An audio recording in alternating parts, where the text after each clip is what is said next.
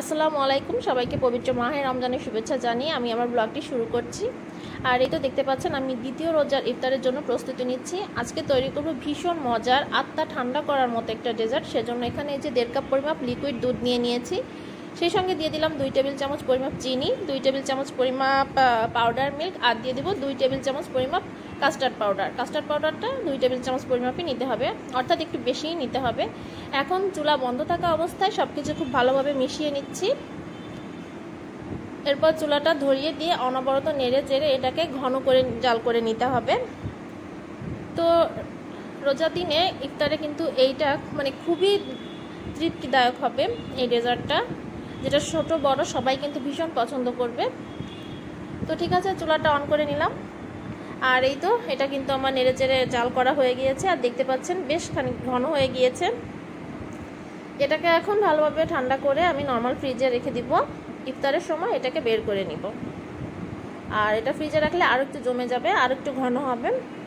তো এদিক থেকে আমি আরেকটা লিকুইড তৈরি করে নিব। এর জন্য এখানে নিয়ে নিলাম আরেকটু দুধ, লিকুইড দুধ। এর মধ্যে দিয়ে দিব পরিমাপ মতো চিনি এবং পাউডার মিল্ক। এটাকে ঘন করে জাল করে নিব।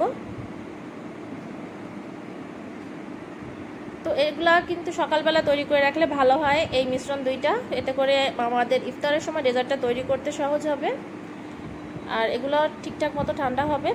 তো যাই হোক, এগুলা তৈরি করে নিয়ে এখন আমি ফ্রিজে রেখে দিব। আর এদিক থেকে আমি আলু সেদ্ধ করে নিয়েছি।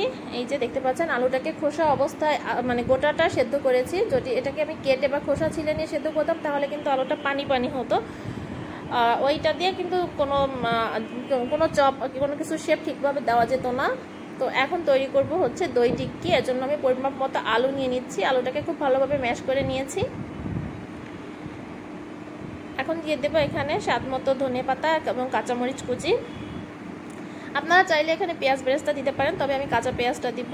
আর ঝালটা যার যার ইচ্ছে অনুযায়ী দিবেন। ইফতারে তো নানা রকম ভাজা পোড়া আমরা খেয়েই থাকি, কিন্তু যদি এরকম একটা দই টিক্কি থাকে তাহলে কিন্তু সেটা অনেক প্রশান্তির হবে। দিয়ে দিলাম এখানে একটু চিলি ফ্লেক্স। আগেই বলে নিয়েছি ঝালটা যার যার স্বাদ অনুযায়ী হবে। দিয়ে দিচ্ছি স্বাদ মতো লবণ। এখন এগুলাকে খুব ভালোভাবে মেখে নিতে হবে। এটা তৈরি করা কিন্তু খুব বেশি ঝামেলা না। দিয়ে দিচ্ছি এখানে চাউলের গুঁড়া 1 টেবিল চামচ পরিমাপ, চাইলে এখানে কর্নফ্লাওয়ারও দেওয়া যেতে পারে।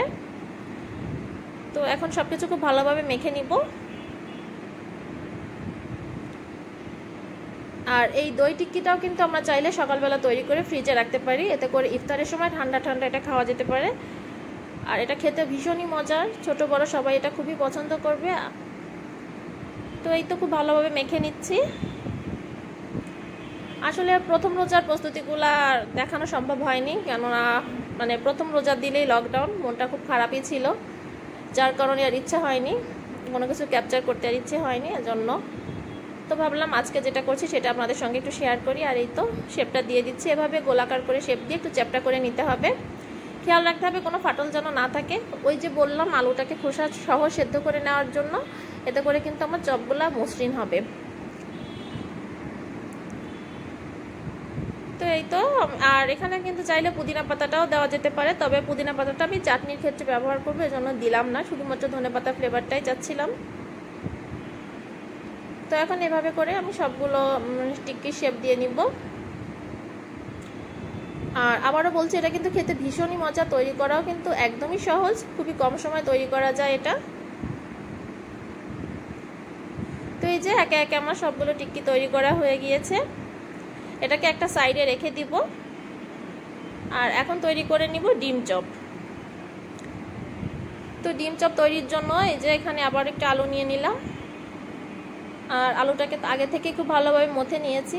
আমি আসলে একটু বেশি পরিমাপে আলু সেদ্ধ করি, তারপর ওটাকে খোসা অবস্থায় খোসা সহ আর কি ফ্রিজে নর্মাল ফ্রিজে রেখে দিই, এতে করে আমার রেগুলার আর আলু সেদ্ধ করার ঝামেলাটা থাকে না। তো এই তো এটার সঙ্গে এখন দিয়ে দিলাম কাঁচামরিচ কুচি, পেঁয়াজ কুচি, চাইলে পেঁয়াজ বেরেস্তাও দেওয়া যেতে পারে, তবে আমি পেঁয়াজ কুচিটা দিলাম। দিয়ে দিব এখানে স্বাদ মতো লবণ। আর এখানে আমি কোনো প্রকার চাউলের গুঁড়ো বা কর্নফ্লাওয়ার কোনো কিছুই দিব না। দিয়ে দিচ্ছি ধনিয়া পাতা। এখন খুব ভালোভাবে এটাকে মেখে নিতে হবে। সারাদিন রোজা রাখার পরে কিন্তু একটা ডিম শরীরের জন্য ভীষণই উপকারী।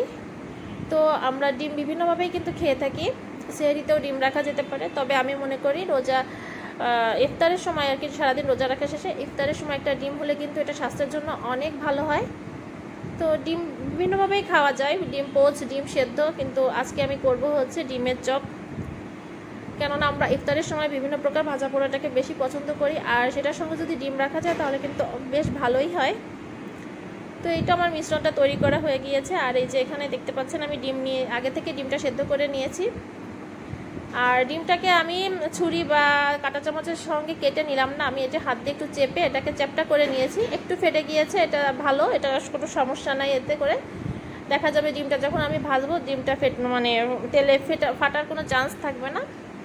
আর এভাবে চ্যাপটা করার কারণে কিন্তু আমার ডিমের চপগুলো সবগুলো গোলাকারই হবে, নইলে কিন্তু আস্তটা যদি আমি কাঁটা চামচ বা ছুরি দিয়ে কেটে নিয়ে তারপর এটা শেপটা দিতাম আলুর, তাহলে কিন্তু এত সুন্দর গোল বলের মতো হতো না। তো এই যে আমার ডিম চপও তৈরি করা হয়ে গিয়েছে। আর এটা চাইলে কিন্তু এখন ডিমের গলায় চুবিয়ে ব্রেড ক্রাম্বসে লাগিয়ে তেলে ভাজা যেতে পারে, তবে আমি এটাকে বেসনে চুবিয়ে তারপর তেলে ভেজে নিব। আর এই তো এখন আমি চুলায় তেল গরম করতে দিয়ে দই টিক্কিটা ভেজে নিচ্ছি। আর চেষ্টা করবেন একটা ননস্টিকের প্যানে এই টিক্কিটাকে ভেজে নিতে, নইলে কিন্তু এটা ভেঙে যেতে পারে। তো চুলার মিডিয়াম হিটে রেখে এখন আমি এই টিক্কিগুলা ভেজে নিব। আর খুব বেশি তেলে এটা ভাজা যাবে না, কম পরিমাপ তেল দিয়ে এটাকে ভেজে নিতে হবে। আর এই তো দেখতে পেলেন আমি একদম লালচে ব্রাউন করে এটাকে ভেজে নিয়েছি। ওপরটা কিন্তু একদমই ক্রিস্পি হয়েছে চালের গুঁড়ার কারণে। তো আমার টিক্কিটা রেডি। আর এখন আমি দইয়ের ব্যাটারটা তৈরি করব। নিয়ে নিলাম এখানে পরিমাপ মতো টক দই, আর সেটার সঙ্গে এখন দিয়ে দিব স্বাদ মতো চিনি এবং লবণ। চাইলে বিট লবণও দেওয়া যেতে পারে, তবে বিট লবণটা আমার হাতের কাছে ছিল না, আমি নর্মাল লবণটা ইউজ করছি এখানে। এখন খুব ভালোভাবে এটাকে ফেটে নিতে হবে। আর দিয়ে দিব সামান্য চিলি ফ্লেক্স, যে যার পছন্দ অনুযায়ী ঝালটা এখানে ব্যবহার করবেন, তবে ইফতারের সময় কিন্তু একটু ঝাল ঝাল খাবার খেতে ভালোই লাগে। দিয়ে দিলাম একটু ধনিয়া পাতা কুচি। এখন খুব ভালোভাবে এটাকে ফেটে নিব। এটা কিন্তু ঝটপট তৈরি হয়ে যায়, খেতে কিন্তু ভীষণই মজা, ছোট বড় সবাই এটা পছন্দ করবে। তো সাধারণত আমরা তো ইফতারে আলুর চপ, পেঁয়াজু, বেগুনি, ডিম চপ এগুলো রাখি, তো একটা দিন কিন্তু এরকম দই টিক্কি করা যেতেই পারে। আর এই তো এখন উপর থেকে এটাকে ছড়িয়ে দিব। এটা যার যার পছন্দ অনুযায়ী দিবেন, যে যতটা খেতে পছন্দ করবেন ঠিক ততটাই দিবেন, তবে এটা একটু বেশি পরিমাপে হলে খেতে বেশি ভালো লাগে। টক ঝাল মিষ্টি আর সুন্দর ফ্লেভার থাকবে এটাতে। হাতের কাছে থাকা উপকরণ দিয়েই কিন্তু তৈরি করা যায়। এই রমজানে ইফতারের জন্য কিন্তু আমরা বাসায় টক দই রাখি, তারপর ধনিয়া পাতা রাখি, চিলি ফ্লেক্স রাখি, তো এগুলো দিয়েই কিন্তু এটা ঝটপট তৈরি করা যায়। আর খুব বেশি ঝামেলাও কিন্তু না এটা তৈরি করতে।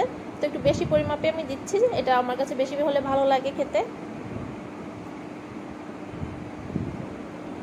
আর এখন দিয়ে দিব আমি ধনেপাতা, পুদিনা পাতা আর 2টা কাঁচামরিচ, 1 কোয়া রসুন আর 1 টুকরা কাঁচা আম দিয়ে একটা চাটনি তৈরি করে রেখেছি। এই চাটনিটা কিন্তু অবশ্যই দিতে হবে, কোনোভাবেই স্কিপ করা যাবে না, নইলে কিন্তু দই টিক্কির পারফেক্ট টেস্টে আসবে না। তো এই যে চাটনিটা দিয়ে দিলাম, দেখতে পাচ্ছেন কতটা সুন্দর হয়েছে। এখন ওপর থেকে ছড়িয়ে দিচ্ছি একটু চিলি ফ্লেক্স, এটা স্বাদটাও যেমন বাড়িয়ে তুলবে, দেখতে আরও আকর্ষণীয় লাগবে। আর এখন দিয়ে দিব টমেটো কেচাপ। তবে এখানে মজার বিষয় হচ্ছে আমি টমেটো কেচাপের ভেতরকার যে সিল ওটা তুলতে ভুলে গিয়েছি। তো অনেকক্ষণ ধরে মানে দেওয়ার চেষ্টা করছিলাম কিন্তু পড়ছিল না, হঠাৎ করে খেয়াল হলো এটা তো ইনটেক আছে একদমই, আমি আগে ইউজ করিনি। আসলে তাড়াহুড়া করে কাজগুলো করতে গেলে মাঝে মাঝে কিন্তু এরকম ছোটোখাটো মজার ভুল হয়ে থাকে, তাই না? আর এখন এই তো স্বাদ মতো টমেটো কেচাপ দিয়ে দিলাম। তো আমার দই টিক্কিটা রেডি। আর এদিক থেকে আমি ডিম চপ করে নিচ্ছি, আর সাথে কিছু পাউরুটিও ফ্রিজে ছিল, সেটাকেও বেসনে চুবিয়ে ভেজে নিচ্ছি। এটাও কিন্তু সস দিয়ে খেতে ভীষণই ভালো লাগে। ডিম চপটা আমি এরকম গোটা ডিম দিয়েই করছি। এটাকে সার্ভ করার সময় আমি মাঝখান থেকে কেটে স্লাইস করে দিব। আর এই তো ইফতারের ঠিক আধ ঘন্টা পূর্বে আমি এখন ডেজার্টটা তৈরি করে নিচ্ছি। সেই যে সকালবেলা মিশ্রণগুলো তৈরি করে ফ্রিজে রেখেছিলাম, এখন সেটা নিয়ে নিচ্ছি, দিয়ে দিচ্ছি এই যে সেই ঘন দুধটা দেখতে পাচ্ছেন কতটা ঘন হয়েছে, ঠিক এরকমই হতে হবে, নইলে কিন্তু টেস্ট আসবে না ঠিকঠাকভাবে। আর আমি কিন্তু সাবুদানাটা সেদ্ধ করে ফ্রিজে রেখে দিয়েছিলাম আগে থেকেই। আর দিয়ে দিলাম এখানে স্লাইস করা কলা। ইফতারে কিন্তু কলাটা খুবই গুরুত্বপূর্ণ। তো অনেক সময় দেখা যায় যে ভাজাভুজির পাশাপাশি কলা খেতে ইচ্ছে করে না, তো কলা দিয়ে যদি এরকম ডেজার্ট তৈরি করা যায় তাহলে কিন্তু আমাদের একটা কলা খাওয়া হয়েই যায়, যেটা কিনা স্বাস্থ্যের জন্য ভীষণ উপকারী। আর এই তো দিয়ে দিলাম সেই কাস্টার্ডের মিশ্রণটা। দেখতে পাচ্ছেন কতটা ঘন আর থকথকে হয়েছে, ঠিক এরকমই হতে হবে, এটা অনেকটা আইসক্রিমের মতো। আর এখন দিয়ে দেবো সেদ্ধ করে রাখা সাবুদানা, তারপর কাস্টার্ড আর এরকম লিকুইড মিল্কটাকে যদি একটু ঘন করে ফ্রিজে রাখা যায় তাহলে কিন্তু ইফতারের সময় বিভিন্ন ধরনের ডেজার্ট আমরা তৈরি করে নিতে পারি, যেটা কিনা অনেকটা মানে কি বলবো তৃপ্তিদায়ক। এর এক গ্লাস হলে আমি মনে করি না আর কিছু লাগে।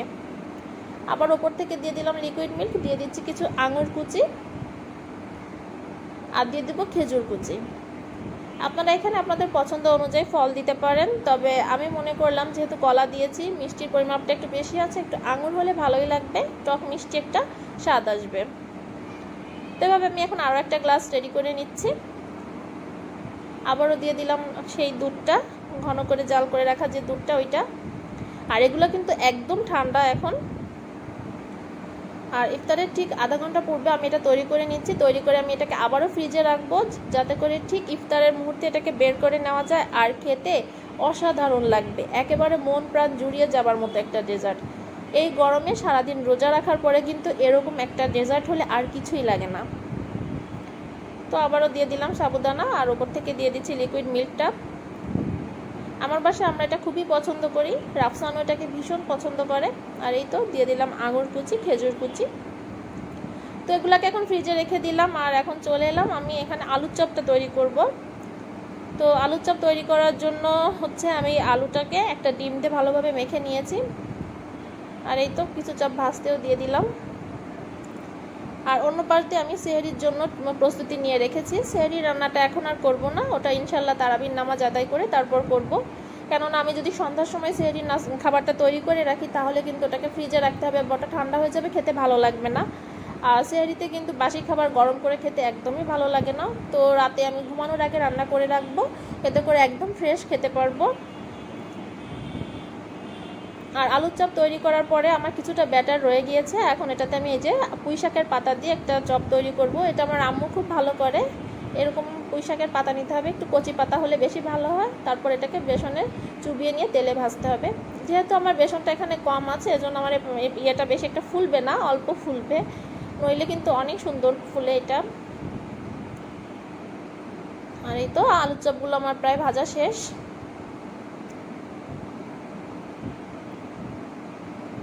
সারাদিন রোজা রাখার পরে কিন্তু ভাজাভুজি খেতে বেশ ভালোই লাগে, কিন্তু এগুলো তৈরি করাও কষ্টসাধ্য অনেক। তবে আমি চেষ্টা করি এমন কিছু আইটেম তৈরি করতে যেটা কিনা সহজ হয় আমার জন্য, কেননা আমার কিন্তু কোনো হেল্পিং হ্যান্ড নেই, সব কাজ আমাকে নিজেতেই করতে হয়।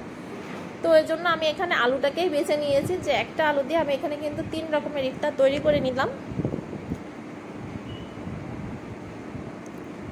একটু হেরফের করে স্বাদের পরিবর্তন আনলাম এই আলুগুলা দিয়েই আমি। আর এই তো এখন পাশেতে পুঁই শাকের পাতাটাও ভেজে নিব। আর আজকে কিন্তু বেগুনি করব না, আর বেগুনিটা আমার তেমন একটা পছন্দ না। পেঁয়াজু, আলুর চপ, ছোলা বা অন্যান্য আইটেমগুলো ভালো লাগে, বিশেষ করে যে ডেজার্টটা তৈরি করলাম ওটা হলে আর কিছুই লাগে না।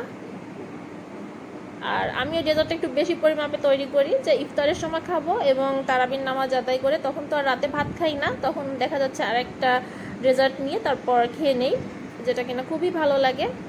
তো পুঁই শাকের পাতাগুলো আমার ভাজা হয়ে গিয়েছে। আর এখন আমি পেঁয়াজু ভেজে নিচ্ছি। এটা হলো খেসারির ডালের পেঁয়াজু।